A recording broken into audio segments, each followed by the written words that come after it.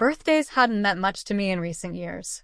Somewhere between work deadlines, taking care of our home, and the quiet fading of old traditions, I had stopped expecting much from them. That year was no different. I woke up in our house in Denver, thinking it would be just another Thursday. My husband, Michael, kissed me on the forehead before leaving for work. "Don't make any plans for tonight," he said mysteriously. I smiled but rolled my eyes. "Michael, you don't have to go overboard." "Trust me," he grinned. "This time I do." When the evening came, I walked into our living room to find the table set with candles, flowers, and my favorite chocolate cake. Michael had always been thoughtful, but this looked different. Special. "Happy birthday, Rachel," he said warmly, and then his eyes flickered toward the door. Before I could ask, there was a knock. Michael opened it and stepped aside to reveal someone I hadn't seen in almost 15 years. "Rachel," the guest said, just as surprised as I was. It was Claire, my best friend from college, the one who had moved away after graduation and with whom I had slowly lost touch. I gasped, covering my mouth. "Claire." Oh my God. Tears filled my eyes as I hugged Claire. It was as if no time had passed, yet so much had. Michael stood back, watching with a satisfied smile. "You always told me you missed her. So I found her. Consider her your birthday gift." It wasn't jewelry or a fancy dinner reservation. It was something infinitely more valuable, a piece of my heart I thought I had lost forever. We spent hours that night catching up.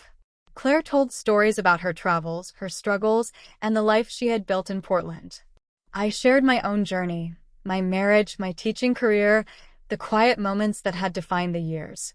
Michael sat with us, listening, laughing, adding to the warmth of the evening. At one point, I looked at him and realized he had given me more than a reunion. He had reminded me of who I used to be, the girl who once dreamed big, laughed loudly, and believed in deep, lasting friendships. As the evening wound down, Claire leaned closer, her expression serious. "Rachel, I didn't just come here for your birthday," she admitted. "I've been going through something, and when Michael reached out, it felt like fate." I listened as she shared her recent heartbreak, her fears of starting over, and her loneliness. And in that moment, I realized the gift wasn't just for me. It was for her too. Our friendship wasn't just being rekindled. It was being rewritten, stronger than before, built on everything we had lived through separately and now together. In the weeks that followed, Claire became a regular part of our lives.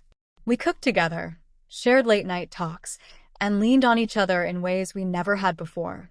Michael watched us with quiet pride, often reminding me, "See, I told you this birthday would change things."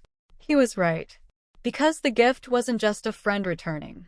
It was the rediscovery of connection, of love in its many forms, of realizing that even in adulthood, we still need people who remind us who we are.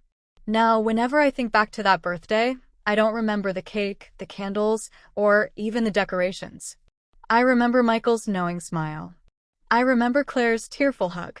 I remember the way my heart felt, full, alive, surprised by the beauty of being seen and understood. Whatever I had expected that day didn't matter, because what I received was so much more.